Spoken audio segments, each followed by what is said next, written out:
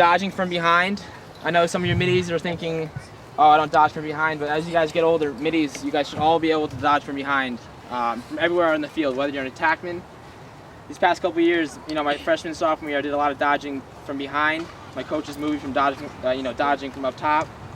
It just, makes it different. It's harder for some defensemen to cover, playing in, areas where they're not comfortable with, different spots of the field. But my two favorite spots to dodge from are the corners of the field. Who plays soccer here? Anyone? Joey. Some of you guys play soccer. I call it, where the flags are, right? I did. Where corner kicks are taken. I call it dodging from the flags, or the sweet spot. I think it's the best. I think it's the two best spots to dodge from, for a couple reasons. One, instead of dodging from X is a good thing. It's not a bad thing to dodge from behind, right from X. The only thing is, you have the end line here, and then you have the crease right there. There's not much space to run at your guy. All he has to do is give you 5 yards, and that's all you have. But if you dodge from the corner, you come way out here. The defensemen are taught not to play too far out, so that'll just give you more room and more opportunity to run at your guys at full speed. And that's always a good thing as a dodger. So I love coming from the corner of the field, either this side or that field, either this side or that side of the field. And again, guys, I love going both ways because as you get older, teams will start to scout you and they'll know what's your strong side. You guys have to develop your weak hand and make it just as strong as your strong hand. One of the biggest things I did when I was a kid, my dad had me out every day for 2 years straight. All I could do was use my left hand on the wall. Our neighbor actually had a brick garage. It was in our backyard, and they let us use the brick wall for a wall. And I did a wall ball for 2 hours every day, just for my left hand only. My dad wouldn't let me switch hands. Then my left hand became my strong hand.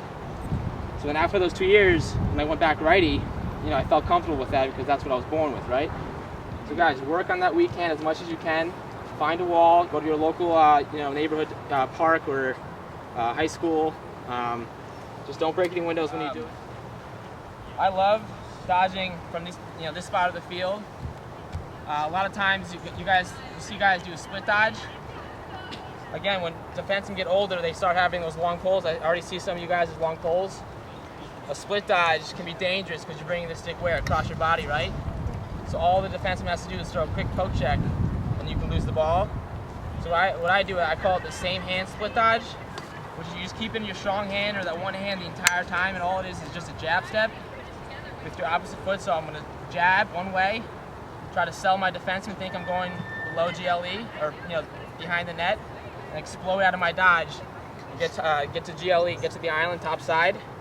And again, guys, when I'm dodging, I'm sprinting into my dodge, and I'm sprinting even harder out of it.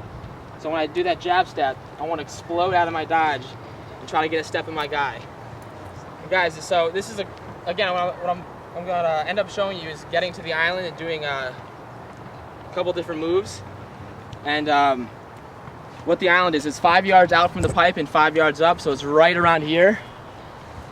And why do you think we want to get to the island, guys? Good place to shoot. Good place to shoot. Why is that? Because you have what? Better what? Angles. Yeah, so a lot of times you see guys come out of an inside roll, where they take a shot from here. What's going to happen? The goalie's hugging the pipe, right? Not much cage to shoot at.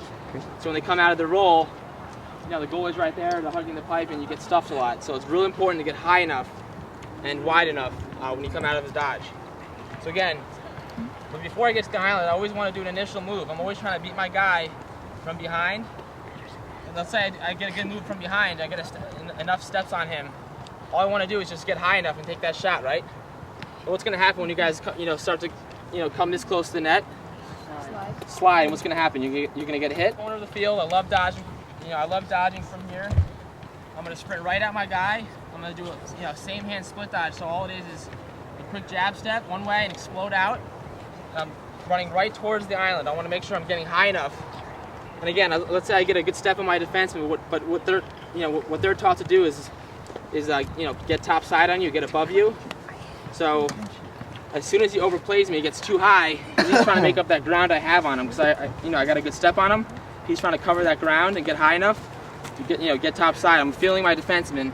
As soon as he gets high enough, I'm going to put the brakes on, plant that opposite foot, swivel the hips around him. And so what happens when he throws a check? What's he gonna do? Hit my back, right? Hit my helmet. I'm gonna draw a penalty. What happens when I do this? Trail check, exactly. See, whenever you beat a defenseman, they're taught to do is throw that trail check, which is last-minute home run check. So it's always important to keep, have good stick protection and keep the stick close to your body. Look where my hands are. What am I doing? Choking up on my stick, right?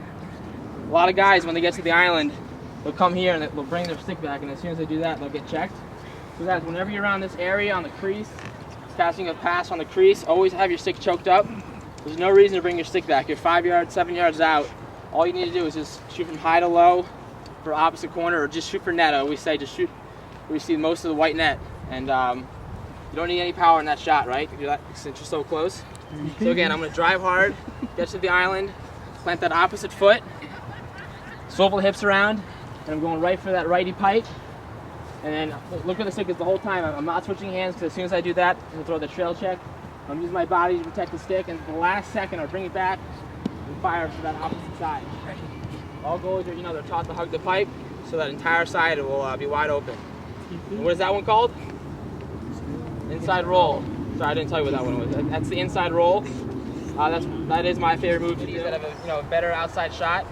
Again, I do an initial move from the corner of the field. I'm trying to get above my defenseman, and this is great. Let's say your defenseman's playing good defense on you, and if you have a good shot from outside, it's a great opportunity to get a good shot off on your defense. And what it is you take a step into your guy. Again, what area am I in? The island. You guys move back just a little bit. Sorry. Sorry. I guess I could show on that side too, but so I'm going to take one step into my defense and make contact with him, and then point my stick to the sideline. Then my body will follow it, and take 2 more steps away from him, and then switch hands at the last second and fire a shot for that low opposite corner, and that's called a question mark. So if you were to draw my line, it would form a question mark. So again, all it is, I'm getting to the island, making contact, going in with him, getting him on his feet, pushing, making contact with my defenseman, and then pointing my stick to the sideline, running away from 2 steps, and then at the last second, switch my hands again to shoot. A lot of times you'll see guys will switch hands too early, because as soon as I do that, what happens? Trail check. So the last second, switch hands, turn, and shoot. All right, the last one is the rocker step. This is a great move. Let's say in the beginning of the game, you did a couple inside rolls, you were roasting your defenseman, getting a bunch of goals on him with the inside rolls. What this is basically a fake inside roll. All it is you're faking, you're going to do the inside roll, and you keep coming with that strong hand top side. So it's a really good move to fool your defenseman. So again, I'm driving hard to the island. And as soon as I get here, I'm going to sit here. I'm going to fake the inside roll. All it is, I'm just rocking in, and he's playing me like I'm going to do the inside roll. So he's playing out of position because he's not top side. So I'm feeling my defense. I'm going to fake the inside roll, and then keep coming across top side and shooting like that. So this time, again, this is why I love dodging from this part of the field, because you can either go above the cage from here or use the back of the net to your advantage. Right now, the net's not really tied up like it would be in a game, but some nets are tied tight, so defensemen have to jump over it. And as soon as he jumps over it, I'm going to use that to my advantage and use a hard change of direction. We call it COD.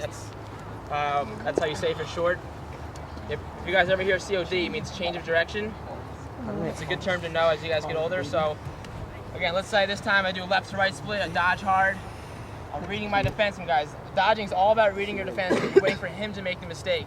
And again, I'm going to use the back of the cage to my advantage, because he has to worry about that and me at the same time, which is very difficult, especially for defensemen at your age, and even now at my age, in the MLL and in college, defensemen had a lot of trouble focusing on myself and also the back of the net. So I'm dodging hard, and as soon as he jumps over the back of the net, I'm going to plant hard my right foot and use a hard change of direction, explode out of my dodge, come back the other way. And he's already on the other side now. He needs to jump back over. By that time, guys, you guys are already there. All you have to do is come around and turn the corner. What might happen? Slide. You might take a hit, right? Yeah. Yeah, but you'll score though. So that's definitely always worth it. Let's say my teammate, my midfielder, or someone took a shot out of bounds. I chased it. This is my favorite time to dodge, when after a good shot, I chase it, pick up the ball up, and this is my time to go. What I do is I'll just do a quick same hand split dodge. So quick jab step. I'm sprinting, guys, this whole time. Right now I'm not, but in a game, I would be sprinting as hard as I can to get to that island or to turn the corner and shoot. And again, this defenseman's on his, I'm getting him on his toes, and trying to make sure he's trying to make sure he's playing good defense and getting top side. Again, instead of getting all the way up to the island, what I'm going to do is at the last second, put the brakes on plant. All I'm doing is just stopping short really quickly, pulling my stick underneath because he's playing too far top side. I'm getting underneath, tucking my stick. The last second, bring it back.